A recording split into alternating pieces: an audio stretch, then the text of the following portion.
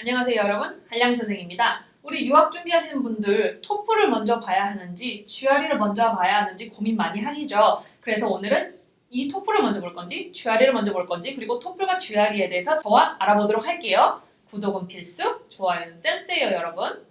자, 유학을 준비하는 분들 중 토플을 먼저 보는 분들도 계시고 GRE를 먼저 보는 분들도 계세요. 그리고 토플과 GRE를 동시에 공부하시는 분들도 있는데요. 저는 토플을 먼저 해치우고 GRE를 뒤에 보는 거를 추천을 합니다. 그리고 영어가 많이 부족하신 분들은요. 1년의 시간을 잡고 유학 전 1년부터 시간을 꾸준히 잡고요. 넉넉하게 잡고 기초 영어를 그렇게 공부하신 다음에 토플을 먼저 해치우시고 그리고 나서 GRE로 들어가는 거를 추천을 해요. 이 토플과 GRE라는 시험들을 준비하기 전에 여러분들이 반드시 숙지하셔야 될 것이 있어요. 바로 이 시험들의 목적이 각각 매우 다르다는 거예요. 둘 다 매우 어렵다는 공통점 빼고요. 자, 토플은요. 대학교 1학년 수준이에요. 토플은 대학교 1학년 수준의 수업에서 영어로 읽고 듣고 말하고 쓸 수 있는지를 보는 거예요. 대학교 1학년이에요, 여러분. 대학원생 1학년생이 아니고. 그리고 이 시험은요, 영어를 모국어로 하지 않은 학생들만 보는 시험이에요. 영어를 모국어로 하는 원어민은 보지 않는 시험이에요. 꼭 기억합시다. 토플은 대학교 1학년, 개론 수업 정도의 영어이고 영어를 모국어로 하지 않은 학생들만 본다는 거. 따라서 우리나라에서 고등학교를 막 졸업한 학생들이 한글로 읽었을 때 이해가 가는 딱 그 정도의 내용이라는 거예요. 다시 말하면 토플은 ETS에서 영어를 모국어로 하지 않은 예비 대학교 1학년생들을 위해 만든 영어 테스트예요. 만약 여러분이 한국 대학의 교수고 한국어를 모국어로 하지 않는 대학교 1학년생들을 뽑아야 한다고 생각해 보세요. 이런 경우에 이런 학생들을 대상으로 한국어 시험을 만들어야 한다면 그 시험으로 뭘 테스트하고 싶으세요? 회사원을 뽑는 게 아니고 공무원을 뽑는 게 아니고 대학교 1학년생을 뽑는 거예요. 그러면 상식적으로 여러분들이 뽑을 학생이 한국 대학에서 한국어로 하는 원론 개론 수준의 1학년 과목을 제대로 듣고 이해하고 리포트를 쓸 수 있는지를 테스트하지 않겠어요? 지원하는 학생이 나랑 한국말로 술 잘 마시고 노가리 잘 깔 수 있는지 이런 거를 테스트하는 게 아니란 말이죠. 그리고 이 학생이 지도교수랑 대학 친구들이랑 한국어로 자기가 공부하는 과목에서 나오는 내용들을 이해를 하고 얘기도 할 수 있고 들을 수도 있고 학교 생활에서 반드시 필요한 상황 안에서 잘 듣고 말할 수 있는지를 테스트를 하겠죠. 학교 생활을 하다가 문제가 생기면 학교 학과실 직원하고 얘기도 하고 직원의 한국말을 듣고 이해를 잘 할 수 있는지 직원의 말에 직원이 질문을 했을 때 직원의 말에 대답을 할 수 있는지를 테스트를 해야겠죠. 이게 영어로 봤을 때 바로 토플인 거예요. 그래서 이 시험을 잘 보려면요. 그 시험을 만든 사람의 입장에서 생각을 해봐야 돼요. 도대체 이 시험을 만든 사람이 과연 뭘 테스트하고 싶은지를 알아야 그 시험을 공략을 할 수가 있어요. 그냥 막무가내로 토플은 어려운 시험이다. 토플은 그저 어려운 단어가 많이 나오고 그 어려운 단어로 읽기도 해야 되고 듣기도 해야 되고 게다가 쓰기도 하고 말도 해야 되는 그런 시험, 그냥 그런 시험이 아닌 거예요. 유학 준비하시는 분들이랑 문의가 와서 얘기를 해보면 토플 너무 어려워요 이렇게 말씀하시는 분들 많이 봤어요. 저도 알아요. 어려울 수 있어요. 영어로 평상시에 뭐 National Geographic 같은 잡지를 읽는 것도 아니고 무슨 영어로 독서를 많이 하는 것도 아니고 영어로 항상 TV를 보는 것도 아니고 일단 영어로 글을 평상시에 잘 읽지도 듣지도 말하지도 쓰지도 않는데 느닷없이 미국 대학 1학년 수준으로 영어를 읽어야 되고 또 들어야 되고 쓰고 써야 되고 또 말을 하래요. 하지만 이런 토플을 여러분들이 어려워하고 겁을 먹으시면요. 미국에 와서 공부는 어떻게 하실 거예요, 여러분? 미국에서 석사, 박사 하려고 준비하시는 대단한 여러분들이 아닌가요? 다시 말하지만 토플은 현재 고3인 애들을 대상으로 영어를 모국어로 하지 않는 아이들이 미국 대학에 와서 얼마나 잘 공부를 할 수 있는지를 판가름하는 목적으로 만들어진 시험이에요. 고3이에요, 여러분, 고3. 대학을 이미 졸업한 성인이 아니고요. 고3이 이해할 수 있는 내용이에요.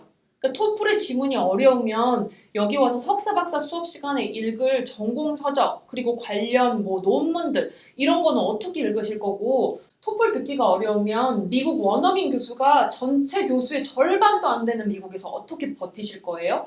여기 교수님들 다 인도, 중국, 유럽, 한국 처음 수업 들어가면 억양 자체가 생소해서 정말 아예 알아듣지 못할 수도 있어요, 여러분이. 교수님들 억양이 너무 생소해서요. 그런데 그렇게 깔끔하게 발음해주는 토플 듣기 이런 게 어려우시면 어떻게 해요? 그렇죠? 미국에서 이 다양한 영어들을 어떻게 알아듣고 수업을 따라갈지 걱정이 되죠? 그래서 토플 말하기가 어렵고 토플 듣기가 어려우면 지도 교수님이랑 여기 와서 석사 박사 하면서 어떻게 얘기를 하고 수업 시간에 토론은 또 어떻게 하고 질문은 어떻게 하고 토플 쓰기가 어려우면 막 15장, 20장씩 되는 수업 과제하고 학회 프로포절, 논문들은 어떻게 쓰실 건가요? 그래서 토플부터 징징대시면 안 돼요, 여러분.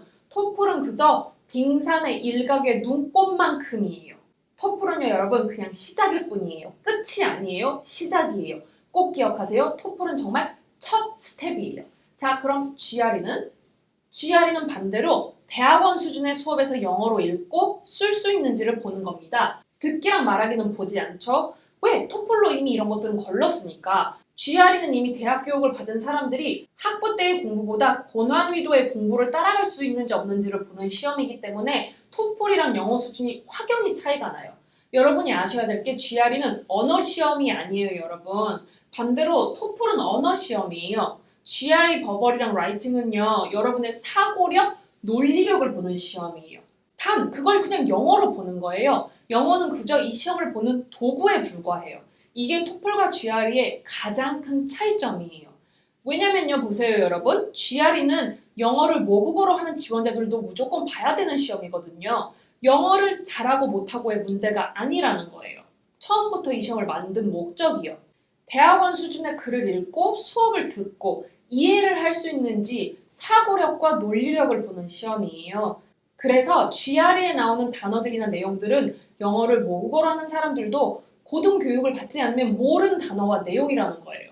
따라서 토플 단어들이나 지문들을 한국말로 번역해 놓으면 우리나라 고등학생들도 충분히 이해할 수 있는 내용이고 GRE 단어들이나 지문들은 우리나라에서 대학원 생활이 가능한 정도의 지식을 쌓아야지만 이해할 수 있는 내용이라는 거죠. 그러면 어떤 것부터 시작해야 한다고 보이시나요, 여러분? 당연히 토플이에요. 가끔 GRE를 먼저 하면 토플이 더 쉽게 느껴질 수 있다고 하시는데 제 생각에는 이건 고등학교 수학 수준을 먼저 하면 초등학교 수학 수준이 더 쉽게 느껴진다라고 말하는 거랑 똑같아요. 초등학교 수학을 모르는데 고등학교 수학을 어떻게 배워요? 그렇죠. 초등 수준 수학을 모르는데 고등 수준 수학을 어떻게 푸냐고요. 토플에서 나오는 수준의 단어는 GRE에서 거의 초급 단어 수준으로 나오는 단어들이에요. 그리고 미국에서 석사 박사를 시작을 하면 가장 먼저 피부로 와닿는 게 이 GRE에서 나온 단어들이 교과서에 읽고 있는 논문에 미친 듯이 많이 나온다는 거죠. 그래서 저는 이렇게 하시길 추천해요. 보통 박사 지원이 1월 초나 중순에 마감이거든요. 석사는 조금 더 2월, 3월까지 갈 수도 있는데 그래서 6월쯤에 토플 공부를 시작을 해서 6월, 9월 토플을 공부하시고요. 9월쯤에 GRE를 시작을 해서 9월, 12월 GRE를 공부를 하는 거예요. 시간이 정말 더 필요하다고 느껴지시는 분들은 총 1년의 시간을 잡고 공부를 하셔야 돼요. 영어가 정말 많이 부족하신 분들은 유학 원서 쓰기 1년 전부터 영어에 매진을 하셔야 돼요.